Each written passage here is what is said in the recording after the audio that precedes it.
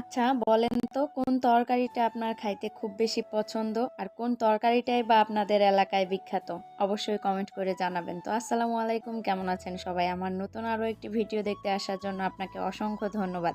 আপনারা অনেকেই জানেন আমাদের রংপুর বিভাগের মধ্যে হচ্ছে আলুর ঘন্ট অথবা আলুর ঘাটি যাই বলেন না কেন, এই তরকারিটা হচ্ছে বিখ্যাত। বিখ্যাত বলতে আমাদের রংপুর বিভাগের মধ্যে আলুর ঘাটি এই তরকারিটা হচ্ছে খুব বেশি পরিচিত আর ঐতিহ্যবাহী একটা তরকারি। আর এই তরকারিটা সম্পর্কে আমরা কম বেশি সবাই জানি। আসলে সবার নিজ নিজ এলাকায় কিন্তু যে কোনো একটা তরকারি অথবা যে কোনো একটা খাবার বিখ্যাত হয়ে থাকে। তেমনই কিন্তু আমাদের রংপুর বিভাগের বিখ্যাত এবং ঐতিহ্যবাহী যেটাই বলেন না কেন সেটা হচ্ছে আলুর ঘাটি। তো আমার বাসা যেহেতু রংপুর বিভাগের ঠাকুরগাঁও জেলায়, আর আমাদের এলাকায় কিন্তু কয়েকটা খাবার এরকম বিখ্যাত বিখ্যাত আছে, যেমন ধরেন লাফা শাকের ঝোল, শীদলের ভর্তা, আলুর ডাল আর ডিম অথবা আলুর ঘাটি।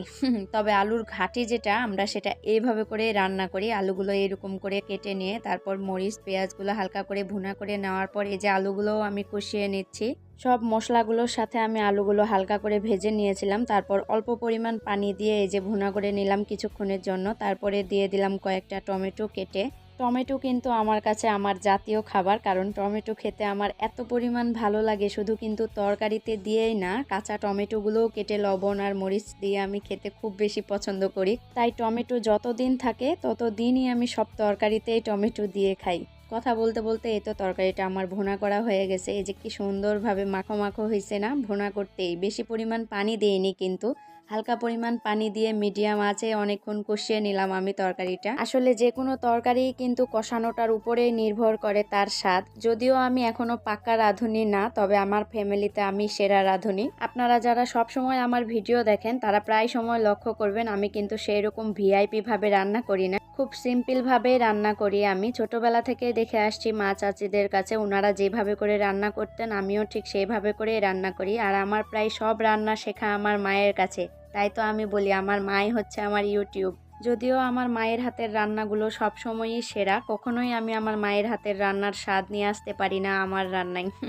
যাই হোক, এই তো আমার রান্নাটা প্রায় শেষের দিকে। এখন আমি অল্প পরিমাণ জিরার গুঁড়া দিয়ে দিলাম। এখানে যদি ধনিয়া পাতা দেওয়া যাইতো তাহলে স্বাদটা আরও দ্বিগুণ হয়ে যাইতো, তবে দুর্ভাগ্যবশত এখন ফ্রিজে ধনিয়া পাতা নাই।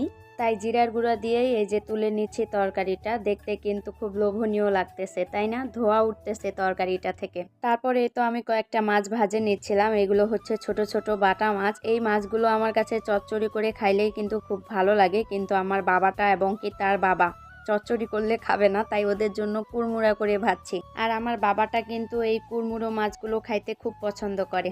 তো যাই হোক, আমার রান্না করা শেষ। কথা বলতে বলতে সিম্পল সিম্পল দুইটা রেসিপিও করা শেষ। এই যে এখন খাইতে বসছি। তো আমাদের বাসায় এই সিম্পল রেসিপিতে আপনার দাওয়াত থাকলো।